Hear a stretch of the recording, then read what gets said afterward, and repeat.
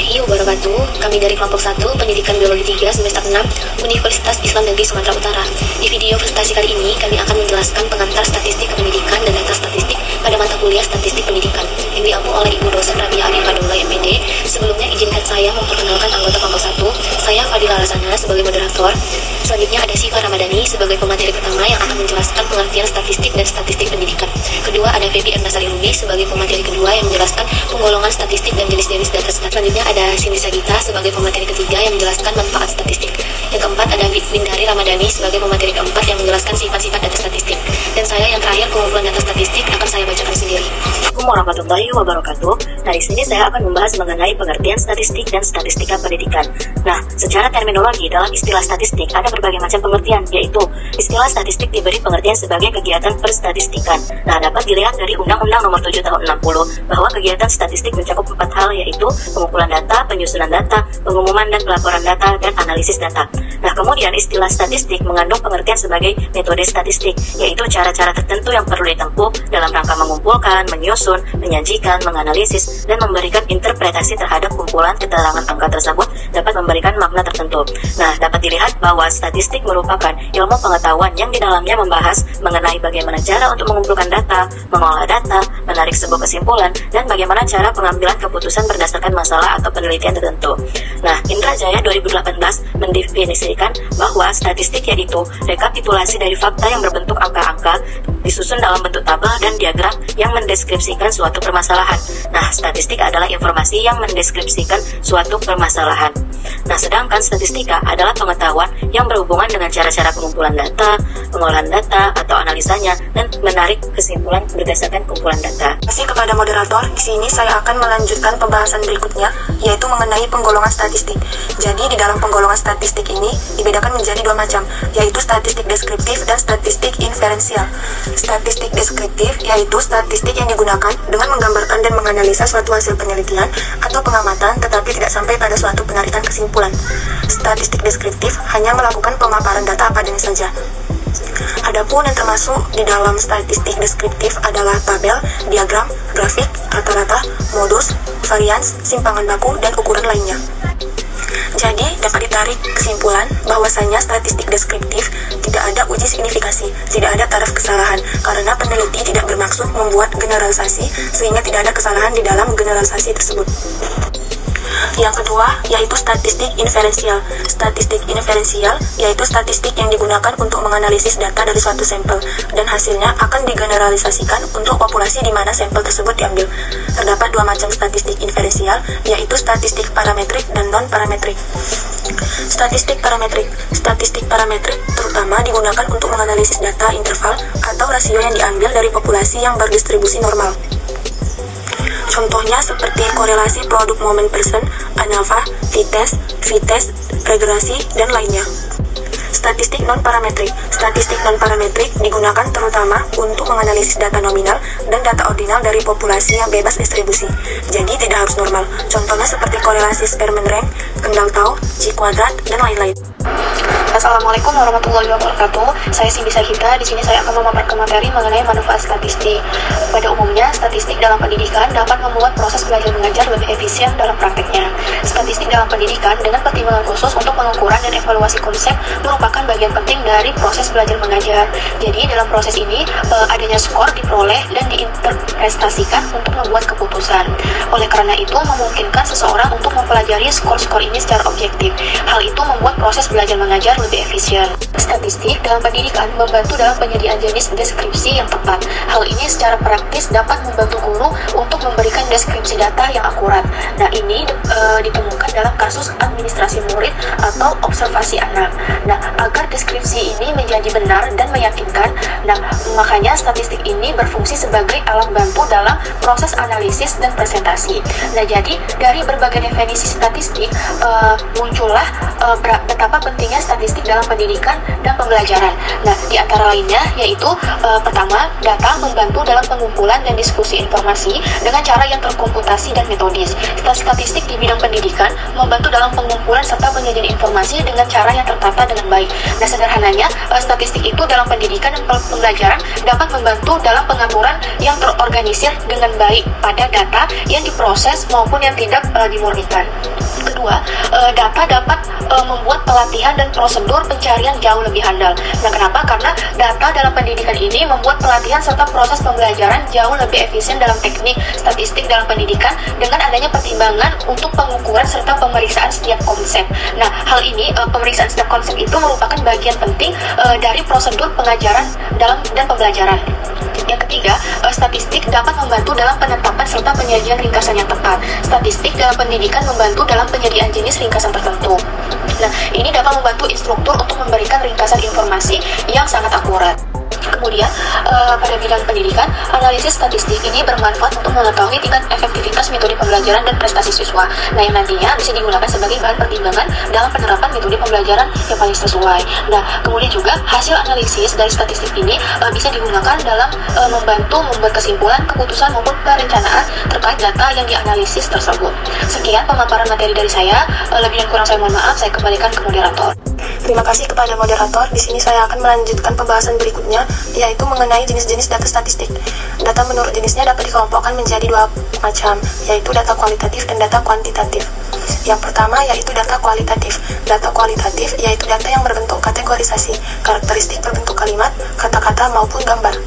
Data kualitatif merupakan data yang menunjukkan kualitas sesuatu, misalnya seperti manusia, benda-benda, maupun suatu variabel tertentu.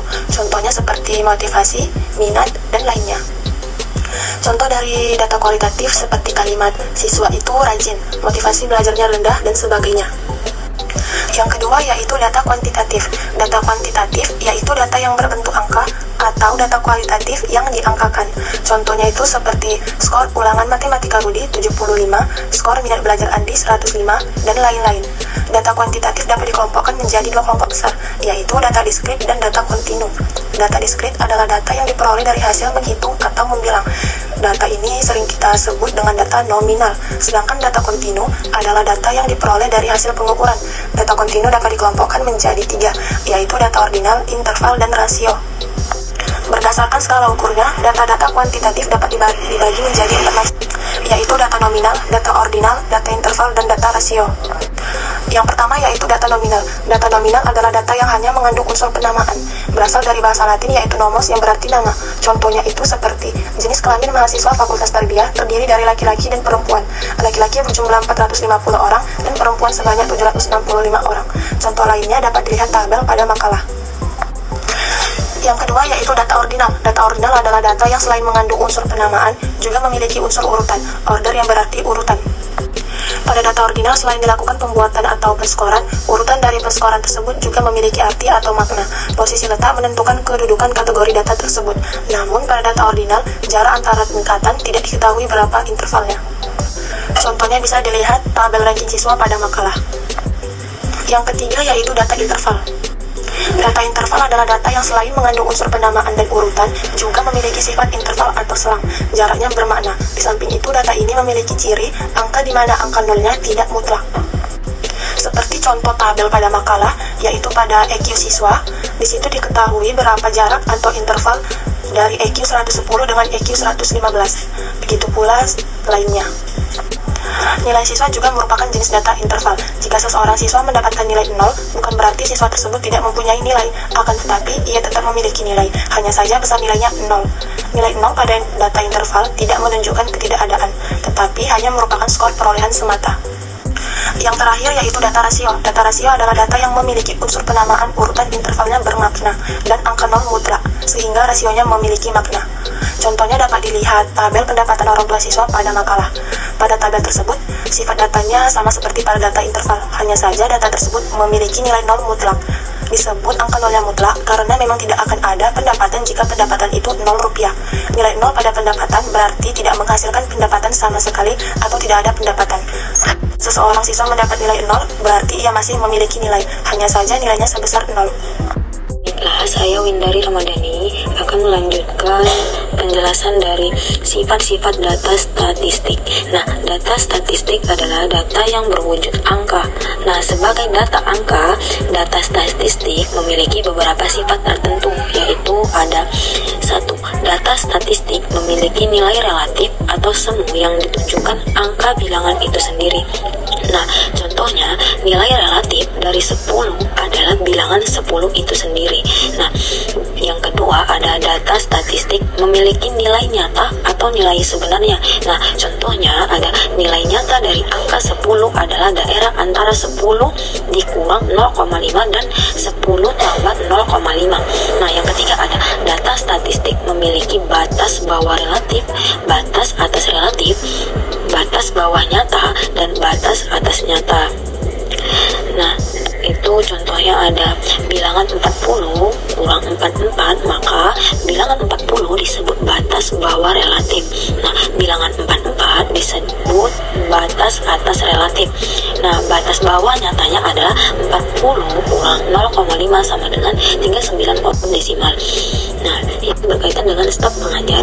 Yang keempat ada data statistik yang berkaitan dengan anggaran pendapatan dan belanja. Yang kelima ada data statistik yang berkaitan dengan bidang perlengkapan. Yang keenam ada data statistik yang berkaitan dengan bidang perpustakaan. Nah, yang terakhir ada data statistik tentang angka prestasi anak didik, staf pengajar, dan staf administrasi.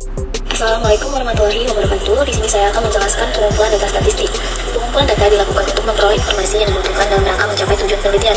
Tujuan yang diungkapkan dalam bentuk hipotesis merupakan jawaban sementara terhadap pertanyaan penelitian. Jawaban itu masih perlu diuji secara empiris, dan untuk masuk final dibutuhkan pengumpulan data. Metode pengumpulan data ialah teknik atau cara-cara yang dapat digunakan oleh peneliti untuk pengumpulan data. Metode, cara atau teknik menunjukkan suatu fakta yang abstrak dan diwujudkan dalam benda, tetapi hanya dapat dilihat penggunanya melalui angket, wawancara, pengamatan, ujian atau tes. Pendidikan statistik sebagai ilmu pengetahuan telah menggunakan prinsip, cara, dan alat yang perlu atau dapat dipergunakan. Sebagaimana akan saya kemukakan pada pembicaraan berikut ini. 1. Prinsip pengumpulan data statistik pendidikan. Prinsip umum yang harus dipegang oleh siapa saja yang bermaksud menghimpun data statistik, termasuk di dalamnya data statistik pendidikan, ialah dengan waktu, tenaga, biaya, dan alat yang sehemat mungkin dapat dihimpun data yang lengkap, tepat, dan dapat dipercaya. Lengkapnya data. Prinsip pertama yang harus dipegang ialah dalam pengumpulan data statistik pendidikan, kita harus berupaya semaksimal mungkin untuk dapat menghimpun data yang selengkap-lengkapnya dan bukan data yang sebanyak-banyaknya. Sebab data yang banyak belum tentu merupakan jaminan bahwa data tersebut cukup lengkap. Kata lengkap di sini mengandung pengertian bahwa volume data sebagaimana yang direncanakan dapat dicapai dengan sebaik-baiknya, tidak ada data yang tercecer atau terlupakan untuk dihimpun, sehingga mengakibatkan kesulitan dalam menganalisisannya. Agar hal tersebut dapat dicapai dengan sebaik-baiknya, diperlukan adanya perencanaan yang tuntas. Kedua, ada tepatnya data. Prinsip kedua ialah data yang dihimpun hendaknya merupakan data yang tepat, yakni tepat dalam hal 1. Jenis atau macam datanya. 2. Waktu pengumpulannya. 3. Kegunaan atau relevansinya sesuai dengan tujuan pengumpulan data, atau 1. Tujuan penelitian maupun alat atau instrumen yang dipergunakan untuk menghimpun data.